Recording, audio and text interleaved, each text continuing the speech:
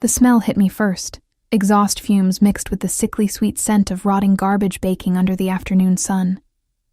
I pressed my palm against the cracked brick wall of the corner store, trying to catch my breath. My feet ached in these cheap canvas shoes, the soles worn so thin I could feel every pebble on the sidewalk. 12 hours. 12 hours of standing behind a deli counter, slicing meat for people who barely looked at me, and I still had another shift at the diner tonight. I was invisible. That's what poverty does. It erases you from the sight of anyone who matters. The streets of Lower Manhattan were crowded with the usual chaos. Businessmen in expensive suits brushed past me without a glance, their leather shoes clicking against the pavement with the confidence of people who belonged somewhere. I didn't belong anywhere, not anymore. Not since Mom died and left me with nothing but hospital bills and an eviction notice. I pulled my threadbare jacket tighter around my shoulders, even though it was too warm for it. The fabric was thin, faded, but it was mine, one of the last things that was. My hair, unwashed for 3 days, hung limp around my face. I'd stopped caring about my appearance weeks ago. What was the point? No one saw me anyway. I was about to cross the street when I heard it. A sharp cry, thin and frightened. A child. My head snapped toward the sound. There, maybe 20 feet away, a little boy had collapsed on the sidewalk. He couldn't have been more than 7, dressed in clothes that probably cost more than my entire month's rent. Crisp white shirt, tailored shorts, expensive sneakers. But right now, he looked small and terrified, clutching his knee as blood seeped through his fingers. People walked around him like water flowing past a stone. I felt my feet moving before my brain caught up. That old instinct, the one that got me in trouble, the one that made me care when I shouldn't, pulling me forward. "Hey, sweetheart," I said softly, kneeling beside him. The pavement was hot through my thin jeans, gritty with dirt and broken glass. "Are you okay?" He looked up at me with eyes so dark they were almost black, swimming with tears. His bottom lip trembled. I fell. He whispered, "It hurts." "I know, baby. Let me see." I gently moved his hand away from his knee. The scrape was deep, embedded with gravel and dirt. Not serious, but it needed to be cleaned. "What's your name?" "Marco," he said, hiccuping. "I was running and I tripped and my papa is going to be so angry." "Shh. No, he won't. Accidents happen." I pulled off my jacket and pressed it against his knee, applying gentle pressure. My hands were shaking slightly, not from fear, but from exhaustion and low blood sugar. I hadn't eaten since yesterday. "Where is your papa?" Marco's eyes went wide. He was right behind me. He told me not to run, but I saw a dog and his voice broke into sobs. I glanced around, searching for an approaching parent, but saw no one. The crowd continued to flow past us, indifferent. A cold feeling settled in my stomach. A child this young, dressed this expensively, alone on a Manhattan street. "Do you have a phone number I can call? Your papa's number?" Marco nodded quickly, rattling off a series of digits. I fumbled for my phone, a cracked Android that barely held a charge, and dialed with trembling fingers. It rang once, twice.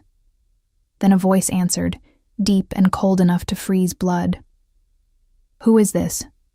I swallowed hard. Something in that voice made every survival instinct I had scream a warning. Hi, my name is Emma. I found a little boy on the street, Marco." He fell and hurt his knee. He gave me this number.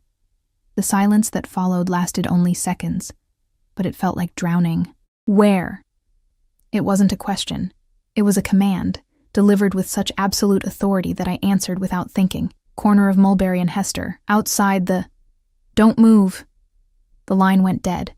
I stared at the phone, my heart suddenly racing. Marco had stopped crying and was watching me with an expression too knowing for a child his age. "You called Papa," he said quietly.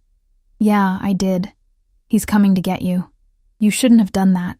The words sent ice down my spine. "What do you mean?"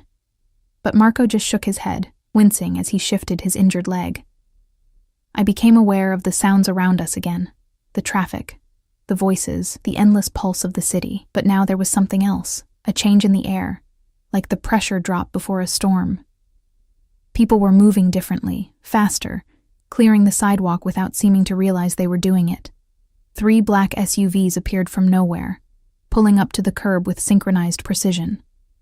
The vehicles were immaculate, windows tinted so dark they looked like mirrors. Not a single dent, not a speck of dirt. The kind of cars that cost more than I'd earn in a lifetime. My mouth went dry. The back door of the middle SUV opened, and a man stepped out. I couldn't breathe. He was tall, well over 6 feet, with broad shoulders that filled out a black suit tailored so perfectly it might have been painted on. Dark hair swept back from a face that could have been carved from marble. Sharp cheekbones, a strong jaw shadowed with stubble, a mouth set in a hard line. But it was his eyes that held me frozen. Dark, intense, and completely devoid of warmth as they swept the street with predatory awareness. He moved with the deadly grace of a panther, every step deliberate, controlled. 2 men flanked him immediately, both built like tanks, hands hovering near their jackets in a way that made my stomach clench. More men emerged from the other vehicles, forming a perimeter around us with military efficiency. People weren't just walking around us anymore. They were fleeing. The man's gaze found Marco first, and something flickered in those cold eyes. Relief? Fear? Then his attention shifted to me, still kneeling on the filthy sidewalk with my jacket pressed to his son's knee, and the air itself seemed to freeze.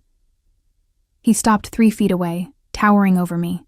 Up close I could smell him, expensive cologne, leather and something darker, danger, power, the kind that didn't ask for respect. It demanded it. "Papa!" Marco reached for him, and the man moved, scooping his son up with a gentleness that seemed impossible from someone who radiated such lethal control. "Shh, Piccolo. I have you." His voice was different now, softer but still edged with steel. He examined Marco's knee with careful fingers, his jaw tightening. Then those dark eyes lifted to me again. "You called me." It wasn't a question, but I nodded anyway, struggling to my feet. My legs felt weak. I was acutely aware of how I must look. Dirty, exhausted, in clothes that had seen better days. Next to him, I was nothing, a shadow, a ghost. "He was hurt," I said, my voice smaller than I wanted it to be. I didn't know what else to do. He studied me with an intensity that made me feel stripped bare, like he could see every secret I'd ever kept. One of the men beside him leaned in, whispering something urgent. But the man, Marco's father, didn't look away from me. "What is your name?" "Emma. Emma Clark." "Emma," he said it like he was tasting it, memorizing it. "Do you know who I am?" I shook my head, even though warning bells were screaming in my mind. The cars, the guards, the way everyone had scattered, I knew exactly what he was. I just didn't know his name. Something that might have been approval flickered across his face. Dante Russo. He shifted Marco in his arms, reaching into his jacket. Every guard around us tensed, hands moving to their weapons, but he only pulled out a black leather wallet. He extracted several bills, hundreds, I realized with shock, and held them out to me. For helping my son. I stared at the money. It was more than I made in a month, more than enough to pay this week's rent, buy groceries, maybe even fix my phone screen. My fingers itched to take it, but something in his eyes made me hesitate. This wasn't gratitude. This was a test. "I don't want money," I heard myself say. "I just wanted to make sure he was okay." Dante Russo went very, very still. The men around him exchanged glances.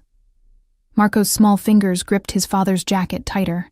"Everyone wants something," Dante said quietly, dangerously.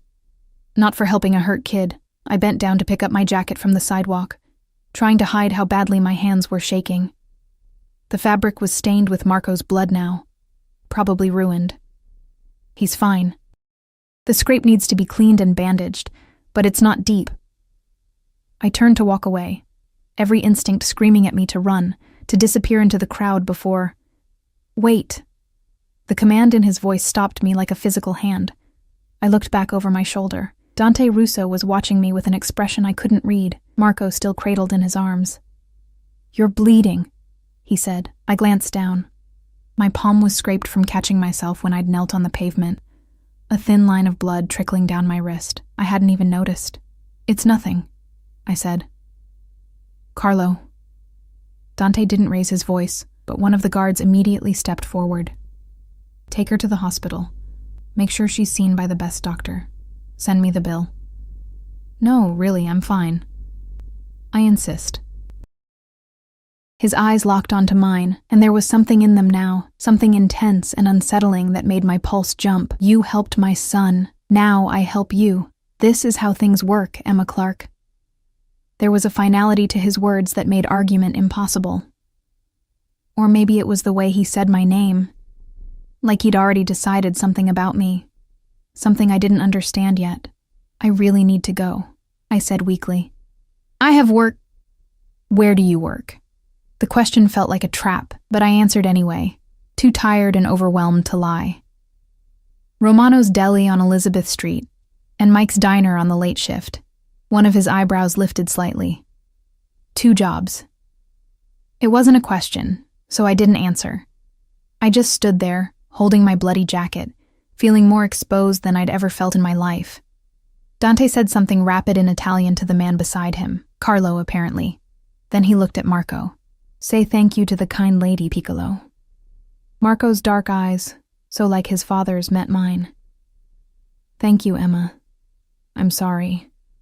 Sorry for what, sweetheart? But Marco just buried his face in his father's shoulder. Dante's expression hardened into something unreadable. Carlo will take you home. My men will make sure you're safe. I can take the subway. No. The word was absolute. You can't. And that's when I realized my mistake. The innocent phone call, the simple act of helping a hurt child.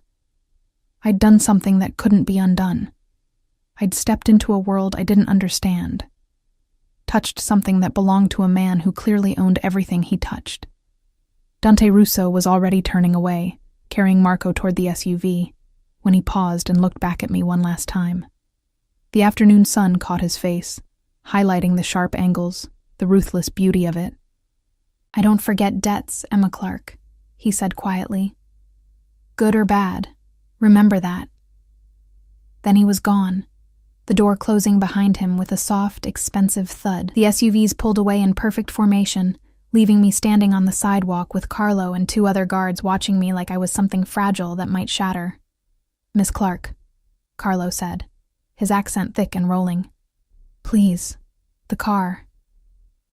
I looked at the remaining black SUV, then at my scraped palm, then at the deli where I was already 15 minutes late for my shift. I should have run. I should have thanked them and disappeared into the crowd, back into my invisible life where men like Dante Russo didn't exist. But I got in the car, and everything changed. The SUV's interior smelled like leather and luxury, a scent so foreign to me it might as well have been from another planet. I pressed myself against the door, trying to make myself smaller, as Carlo slid into the driver's seat. Another guard, younger with a scar cutting through his eyebrow, sat in the passenger seat. Neither spoke to me. My phone buzzed. A text from my manager at Romano's. Where are you? I typed back with shaking fingers. Emergency. I'm sorry. I'll make it up. His response was immediate. Don't bother coming back. I stared at the screen, numb. That was it. One of my 2 jobs. Gone. The money I desperately needed to keep my apartment, to eat, to survive, evaporated because I'd stopped to help a child. Where do you live, Miss Clark? Carlo's voice was gentle, almost kind. I gave him the address in a whisper, shame burning through me. He'd see it soon enough anyway. The building with broken windows, the graffiti-covered entrance, the neighborhood where police sirens were the soundtrack to sleep.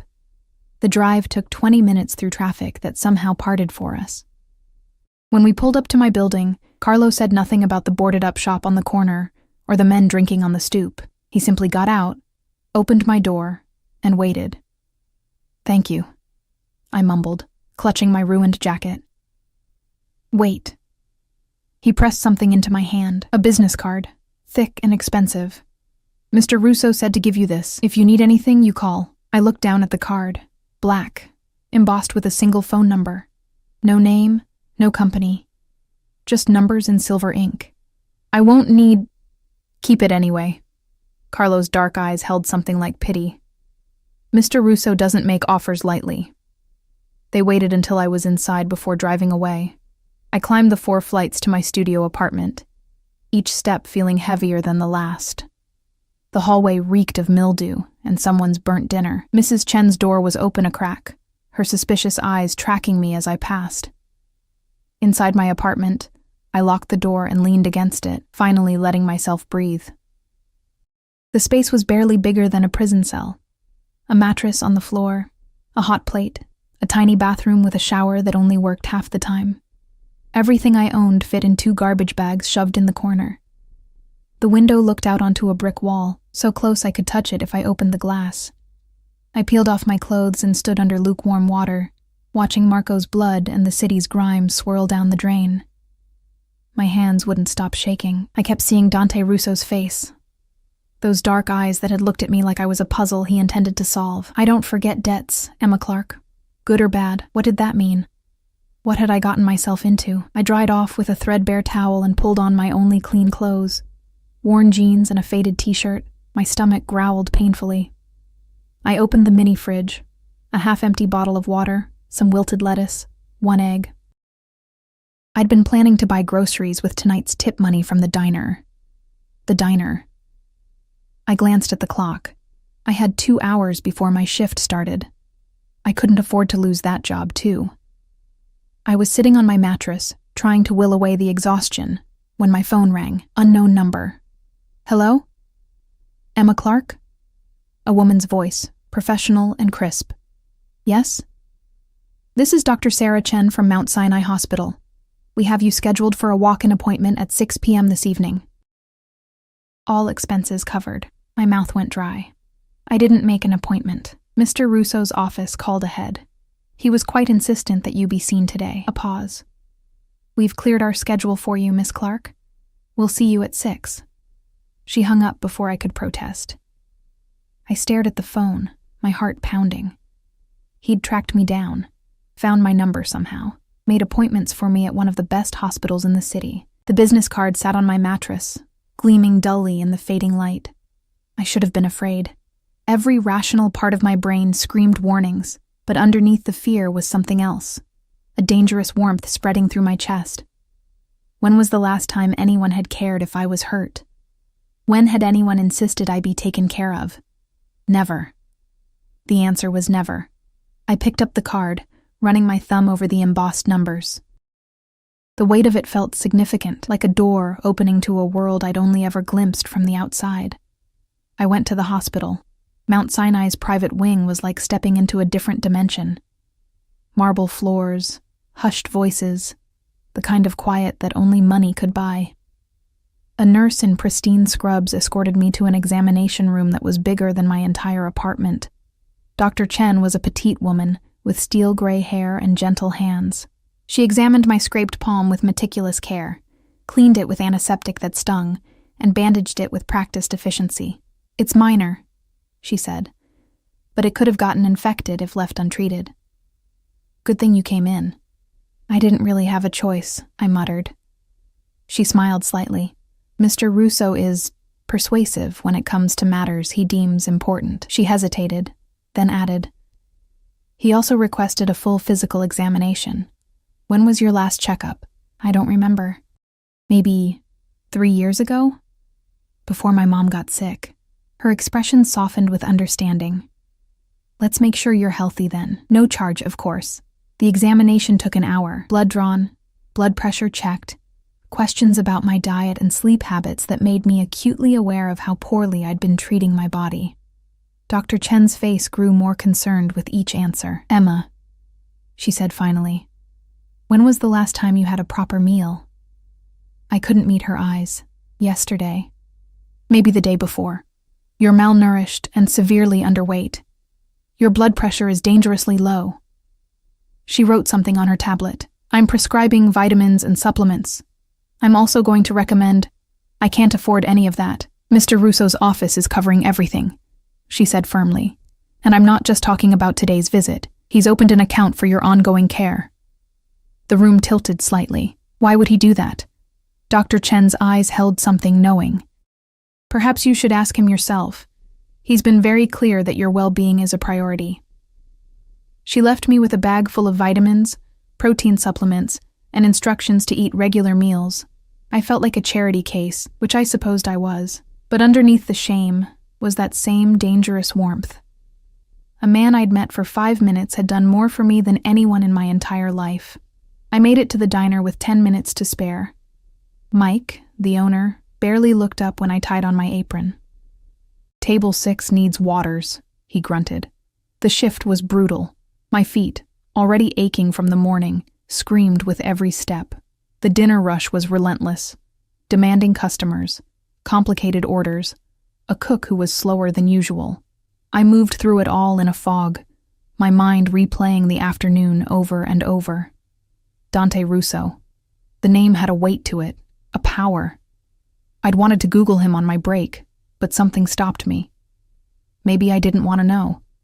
Maybe ignorance was safer. At 11 p.m., a group of men in expensive suits took a corner booth. Something about them made my skin prickle. The way they scanned the room, the bulges under their jackets. One of them caught my eye and smiled, but it wasn't friendly. "Hey, sweetheart," he called as I passed. "Come here." I approached with my order pad, trying to keep my expression neutral. "What can I get you?" "Information." He leaned back, studying me with pale eyes that reminded me of a snake. "You Emma Clark?" Every muscle in my body tensed. "Who's asking?" "A friend. Heard you met Dante Russo today. That true?" I didn't answer. Couldn't. My throat had closed up. The man's smile widened. "That's a yes." "Interesting.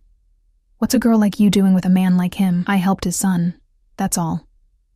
"That's all," he repeated mockingly. "You know what Russo is?" "A father." One of the other men laughed, a harsh sound. "Cute. Real cute. Tell me, sweetheart, did he pay you well for your assistance?" The implication in his voice made my stomach turn. "I need to take your order," or his hand shot out, gripping my wrist. Not hard enough to hurt, but firm enough to trap. "I'm having a conversation with you. That's rude," walking away. "Let go of me." "Or what?" He pulled me closer, and I could smell alcohol on his breath. "You'll call your boyfriend? The big bad Russo?"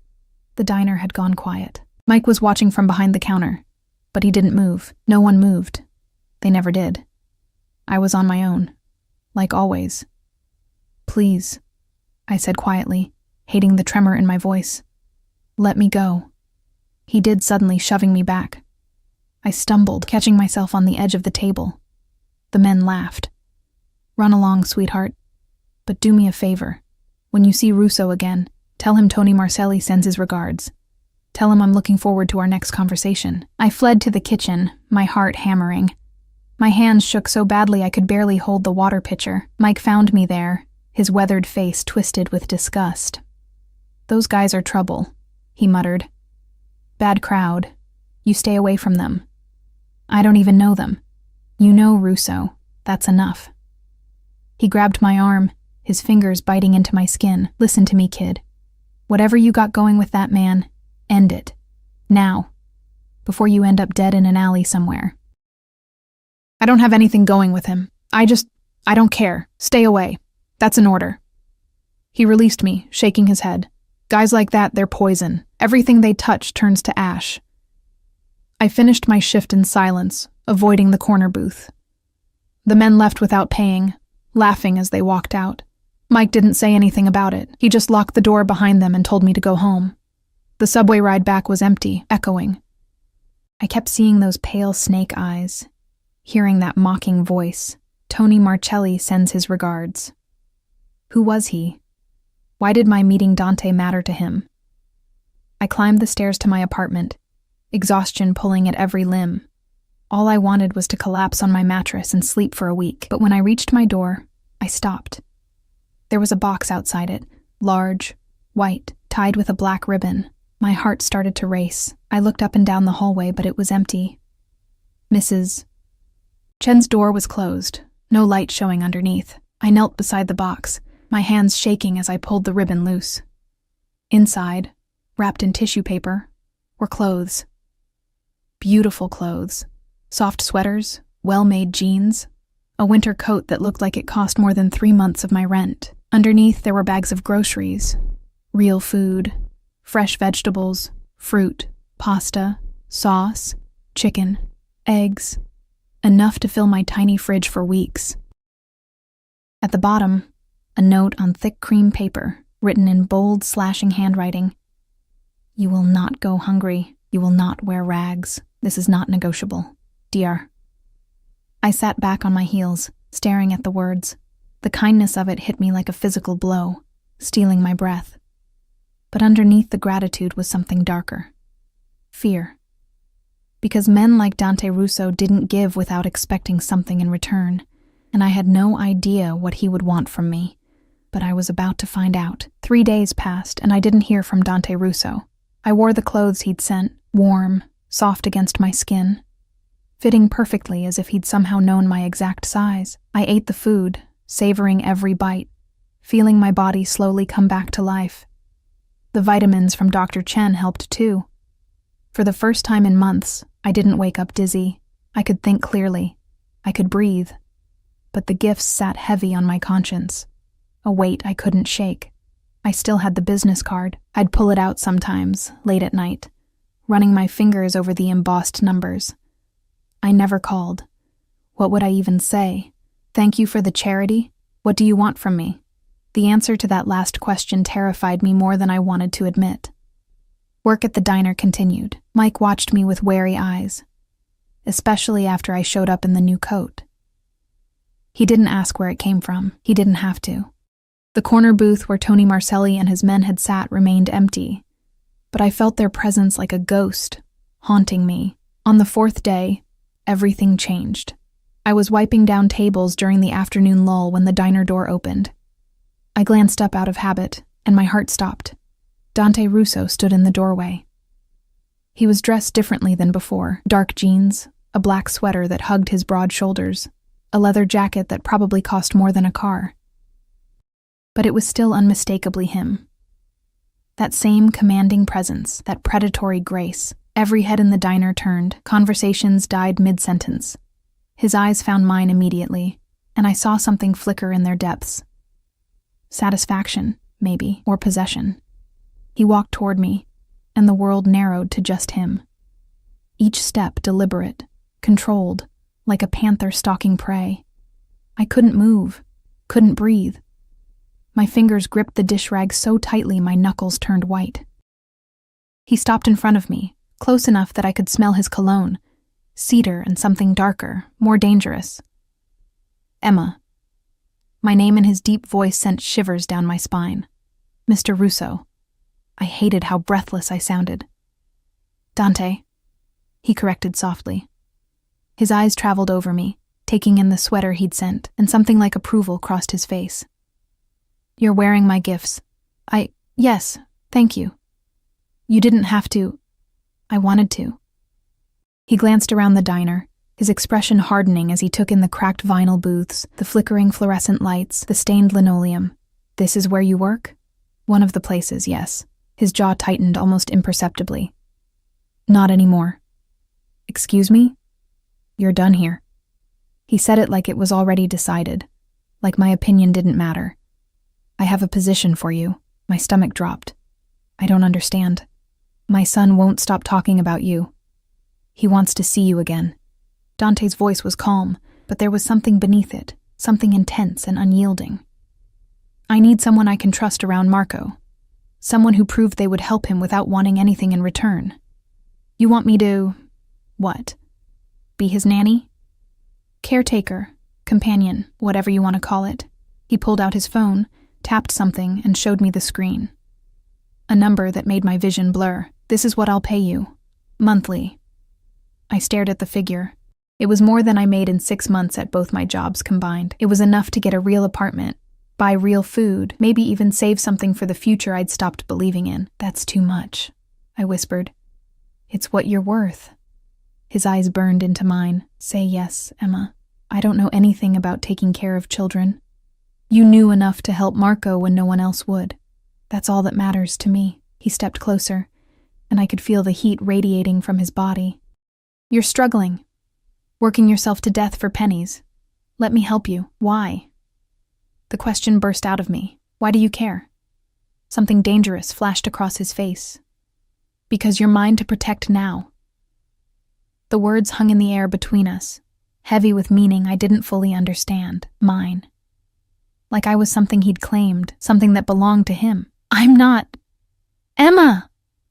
Mike's voice cut through the tension. He was behind the counter, his face red with anger or fear.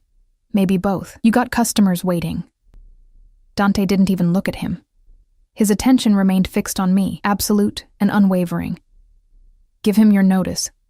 Now. I can't just... Yes, you can. He reached out, his fingers brushing my cheek so gently it felt like a whisper. The touch sent electricity through my entire body. Trust me. And God help me, I wanted to. Every instinct I'd honed to survive screamed that this was dangerous, that men like Dante Russo consumed everything they touched. But I was so tired of being hungry, of being invisible, of fighting just to exist. Okay, I heard myself say. Okay. Satisfaction blazed in his eyes. Good girl. He pulled out another card, different from the first, this one white with an address embossed in gold. Come to this address tomorrow morning. 8 a.m., Carlo will be waiting. Tomorrow? But I need to give 2 weeks. I'll handle it. He turned toward Mike, and the temperature in the room seemed to drop 10 degrees. She's done here. Today. Now. Mike's face went pale. Now listen here. Dante moved so fast I barely saw it. One moment he was beside me, the next he was at the counter, leaning in close to Mike. I couldn't hear what he said, but I saw Mike's expression crumble from anger to terror in the space of a heartbeat. When Dante straightened, Mike was nodding frantically. Yeah, okay, she can go. Dante returned to me, pulling out his wallet. He extracted several $100 bills and placed them on the table. For her final wages, and compensation for the short notice. It was probably 10 times what Mike owed me. Take off your apron, Dante said quietly. My hands shook as I untied it, letting the stained fabric fall to the floor. Without it, I felt naked. Exposed. This diner, as horrible as it was, had been my anchor, my last connection to the life I knew. Come. Dante's hand settled on the small of my back, warm and possessive through the sweater. I'll take you home. I can take the subway. No. That absolute tone again, the one that allowed no argument. You'll never take the subway again. Not while you're under my protection. Under my protection. The words should have comforted me. Instead, they felt like a cage door closing, but I let him guide me out of the diner, past the staring customers, into the cold afternoon air where a black SUV waited at the curb. Carlo stood beside it, his expression carefully neutral as he opened the back door. Dante slid in beside me, close enough that our thighs touched. The door closed, sealing us in leather-scented darkness. Address, Dante said to Carlo. I gave it, shame burning through me again. But Dante just nodded, like my neighborhood didn't matter, like the broken building and dangerous streets were irrelevant details. The drive was silent. I stared out the window, watching the city blur past, my mind racing. What had I just agreed to? Who was this man sitting beside me, radiating power and danger like heat from a furnace? You're afraid of me, Dante said suddenly. Not a question, an observation. I swallowed hard. Should I be? That depends. He shifted, and I felt his gaze on my profile like a physical touch. I protect what's mine, Emma, fiercely. But I also expect loyalty, honesty. Can you give me that? I don't even know you. You will. The certainty in his voice sent chills down my spine. And I'll know you. Every part of you. Every secret. Every fear. Every dream you've buried because you thought you didn't deserve them. I turned to look at him then, and the intensity in his dark eyes stole my breath.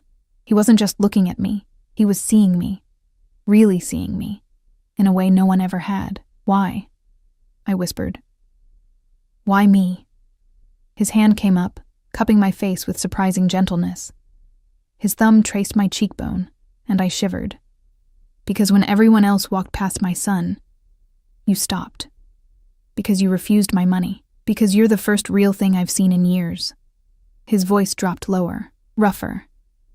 "And because from the moment I saw you kneeling on that dirty sidewalk covered in grime and blood, looking up at me with those defiant eyes, you were mine.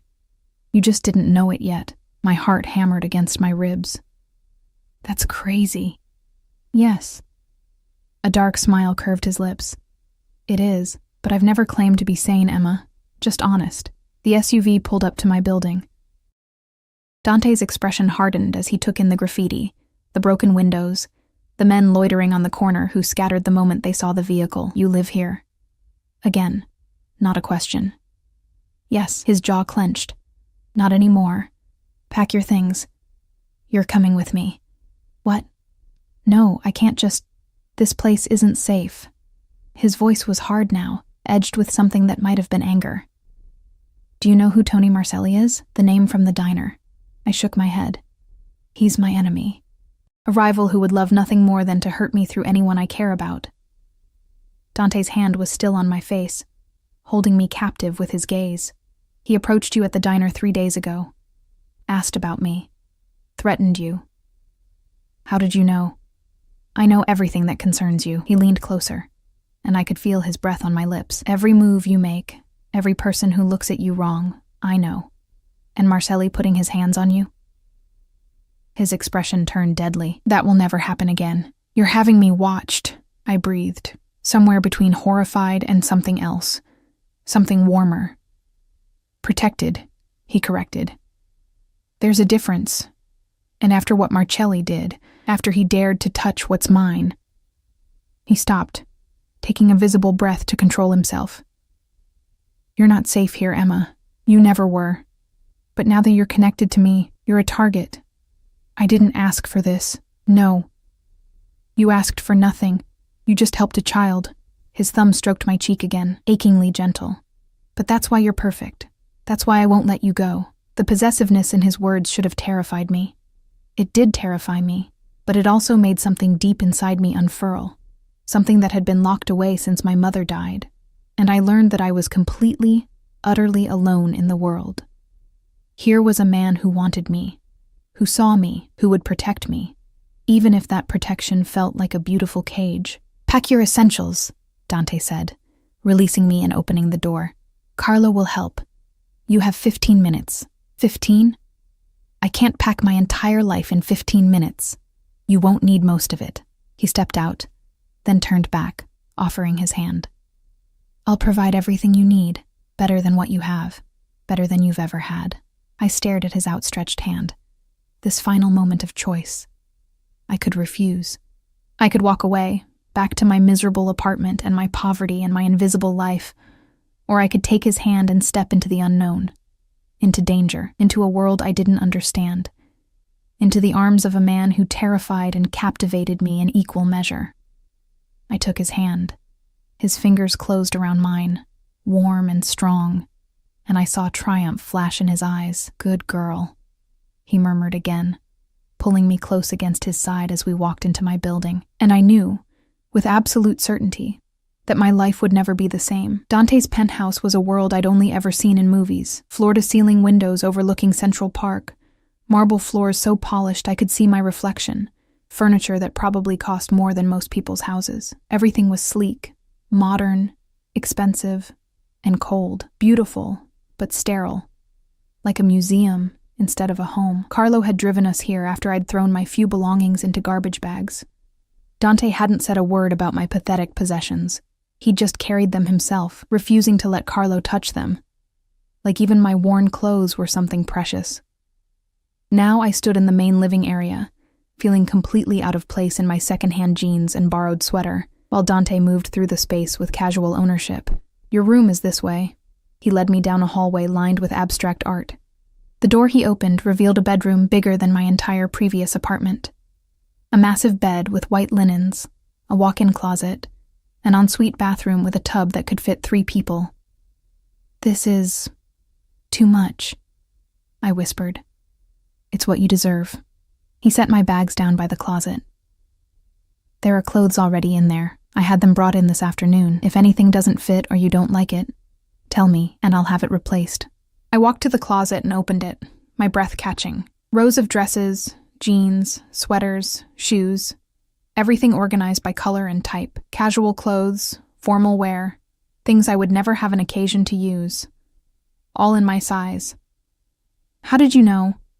I told you. I know everything about you. He came up behind me, close enough that I could feel his heat.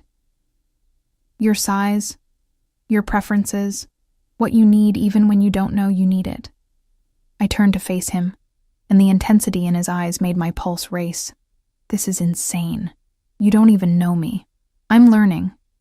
His hand came up to tuck a strand of hair behind my ear, the gesture oddly intimate. And you'll learn me, starting now. What does that mean? It means you're going to have dinner with me and Marco. He's been asking about you constantly. Something soft entered his expression. He doesn't trust easily, neither do I. But he trusts you. I barely spent 5 minutes with him. 5 minutes where you showed more kindness than most people have shown him in his entire life. Dante's voice hardened. His mother abandoned him when he was 2. Left him on my doorstep like garbage and disappeared. Since then, every nanny, every teacher, every person I've hired to care for him has wanted something. Money, access, connection to me. You're the first person who helped him just because he needed help. The pain in his words struck something deep in my chest. I'm sorry.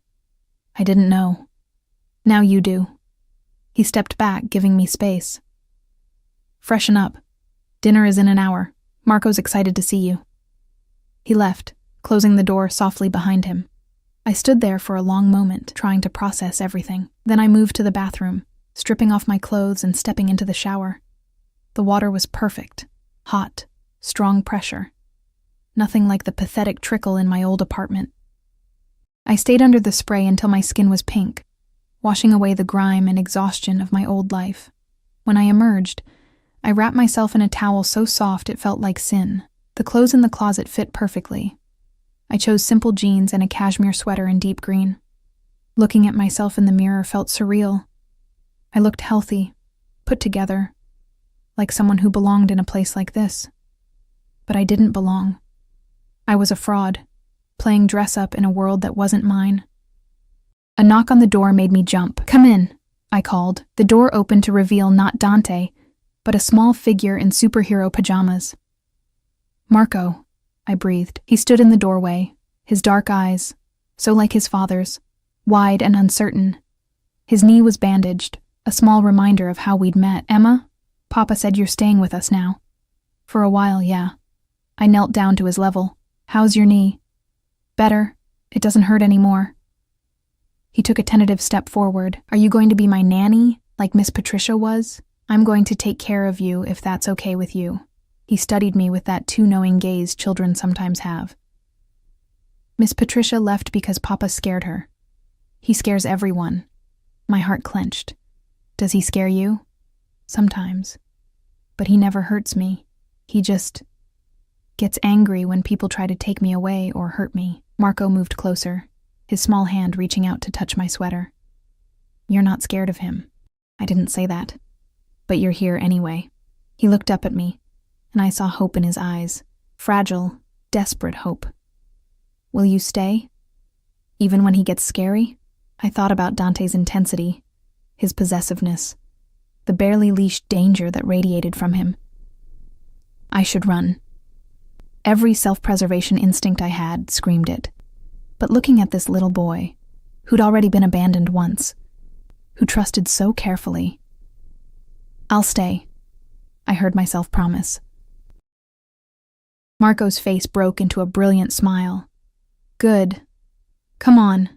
Dinner's ready. Papa made pasta. He only cooks when something important happens." He grabbed my hand, tugging me out of the room. His small fingers in mine felt like trust made physical, and I realized with a start that I would do almost anything to protect that trust. We walked through the penthouse to a dining room I hadn't seen before. A long table was set for 3, candles flickering, and the smell of garlic and tomatoes filled the air. Dante stood by the kitchen island, sleeves rolled up, stirring a pot of sauce. He'd changed too. Dark slacks, a white button-down shirt open at the collar. He looked younger somehow, less dangerous, almost domestic, until his eyes met mine, and I saw the hunger there, not for food. "Sit," he said, his voice rough. "It's almost ready." Marco pulled me to a chair, climbing into the one beside me. Dante brought over plates of pasta, perfectly al dente, covered in a rich red sauce that smelled like heaven. "You cooked this?" I asked, stunned. "My mother's recipe." He sat across from us, his gaze never leaving my face. "I don't cook often, but tonight felt special." We ate, and it was the best meal I'd ever had. Not just because the food was incredible, but because of the warmth of it. The three of us around a table, Marco chattering about his day at school, Dante listening with an attention that showed how much he loved his son. I caught myself relaxing, laughing at Marco's stories, feeling almost normal. Then Marco said something that changed everything. "Emma, do you know my papa is the most powerful man in New York?" I glanced at Dante, whose expression had gone carefully blank. "Is he?" "Uh-huh." "Everyone's afraid of him, because he's the boss." Marco said it with such casual pride. "Papa, can I tell Emma about Uncle Enzo?" "No." Dante's voice was sharp. "Eat your dinner, Piccolo." But the spell was broken. I was reminded suddenly that this wasn't a normal family dinner. That the man across from me, who cooked pasta and loved his son, was also someone people feared. Someone with enemies. Someone who had guards and bulletproof cars and made people like Mike crumble with a single look. After dinner, Dante put Marco to bed. I heard their voices from down the hall. Dante's low murmur, Marco's sleepy responses. It was achingly tender, this glimpse of the man behind the monster. When Dante returned, he found me on the balcony, staring out at the glittering city. The night air was cold, but I needed it to clear my head. "He adores you already," Dante said, coming to stand beside me. "I've never seen him warm up to someone so quickly. He's a sweet kid. He's everything to me." Dante's voice was fierce. "Everything I do, every decision I make, it's for him. To give him a better life than I had. To protect him from the world that wants to destroy people like us. People like you." I corrected softly. I'm not part of your world, Dante. You are now." He turned to face me fully, his hand coming up to cup my face. The gesture was becoming familiar, and I hated how much I was starting to crave it.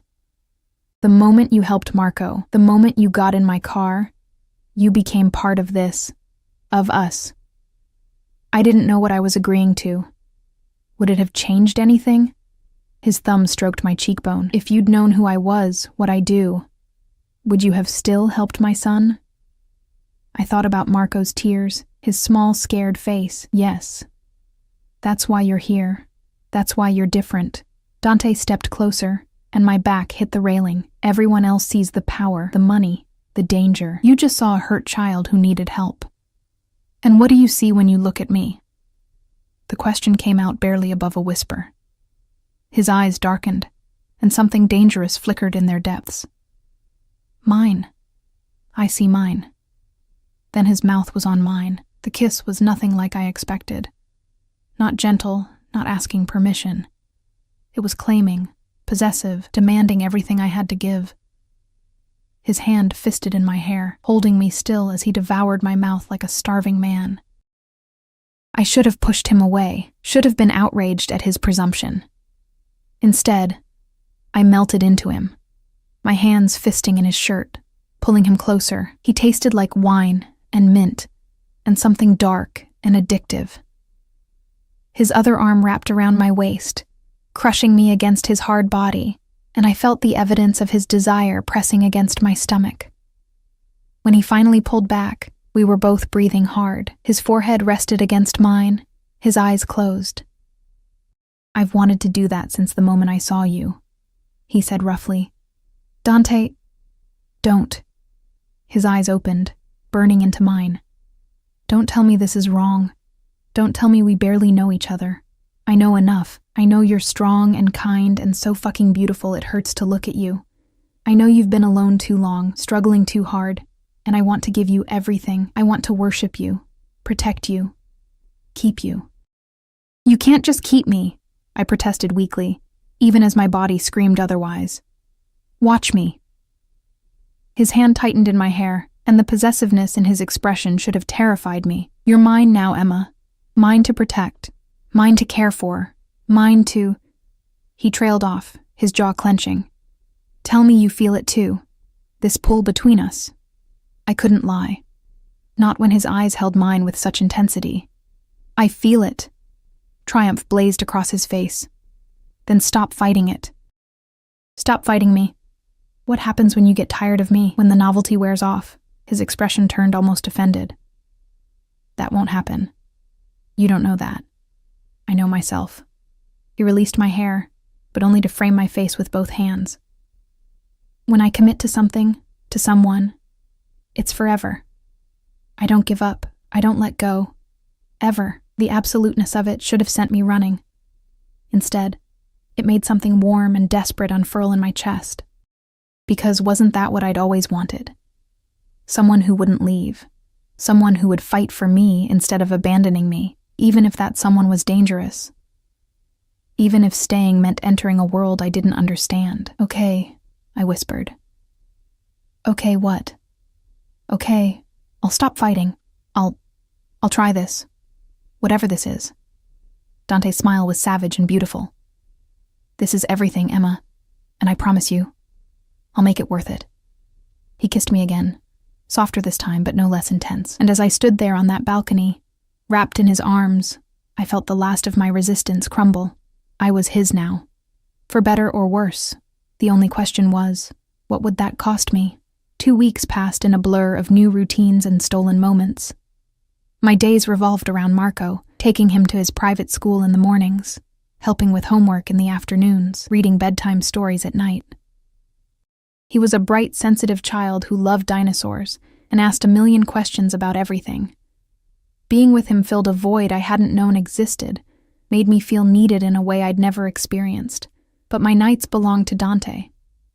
He would come home late, smelling of expensive cologne and sometimes something darker. Gunpowder, I thought once, though I didn't ask. He'd find me in the living room or on the balcony, and we'd talk for hours. About my childhood, my mother's illness, my dreams of going to college before poverty crushed them. About his past too, in fragments. Growing up in Brooklyn, losing his parents young, building his empire from nothing. He never explicitly said what that empire was. I never asked. Some truths were safer left unspoken. What we had instead were kisses that left me breathless, touches that set my skin on fire, whispered promises in the dark. He was patient in a way I hadn't expected, never pushing for more than I was ready to give. But the hunger in his eyes grew with each passing day, a barely leashed desire that matched my own.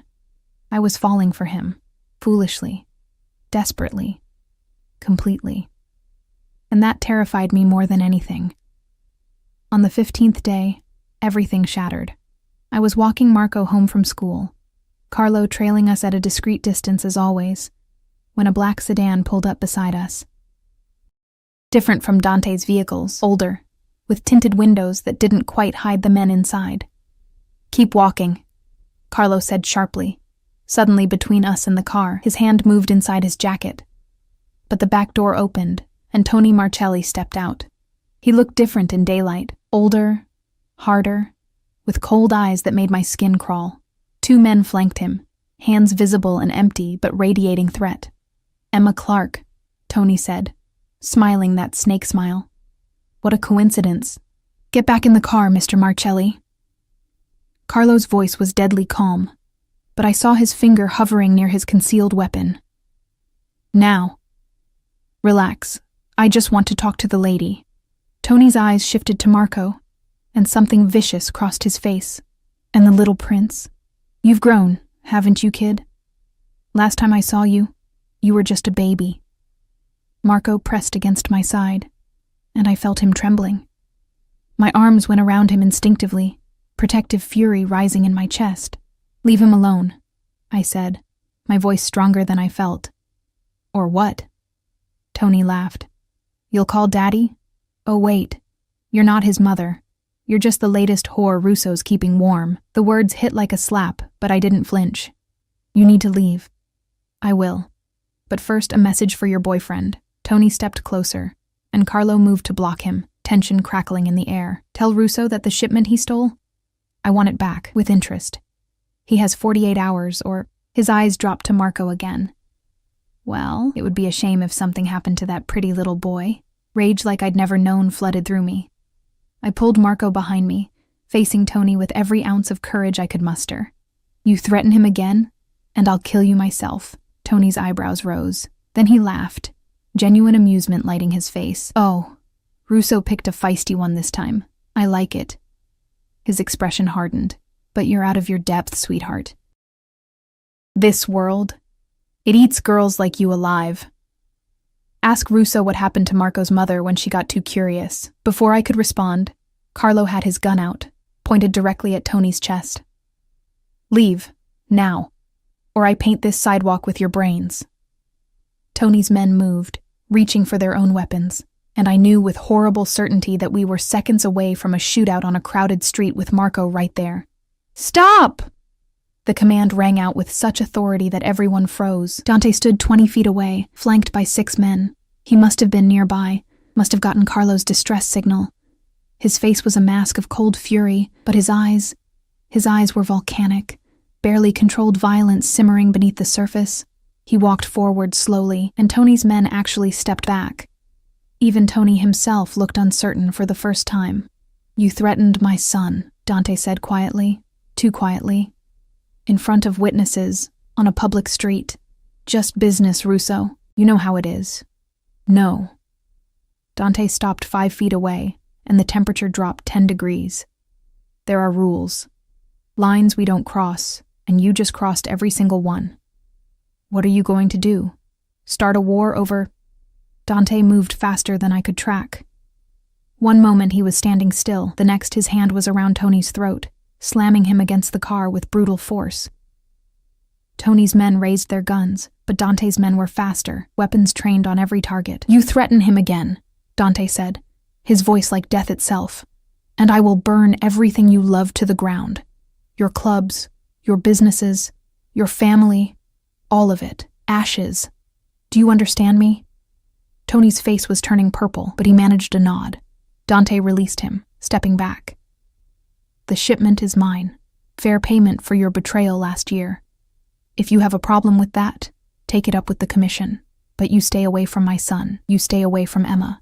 You even look at them wrong, and you're a dead man.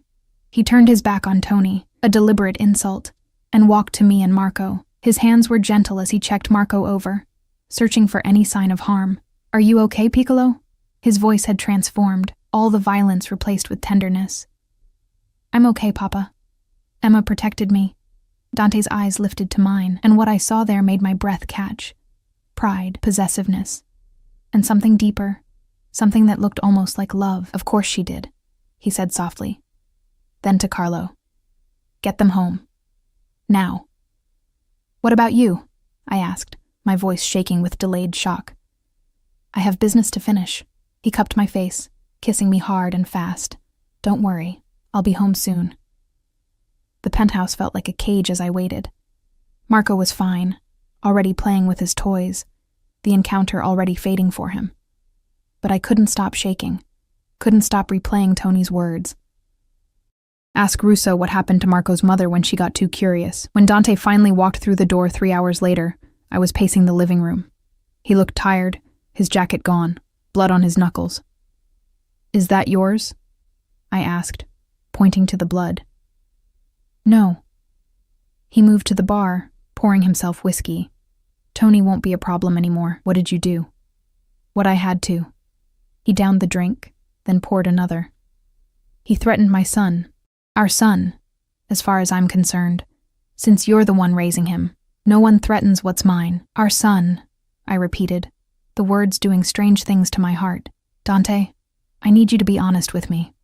What exactly do you do? What is this world I'm living in? He was quiet for a long moment, studying his glass.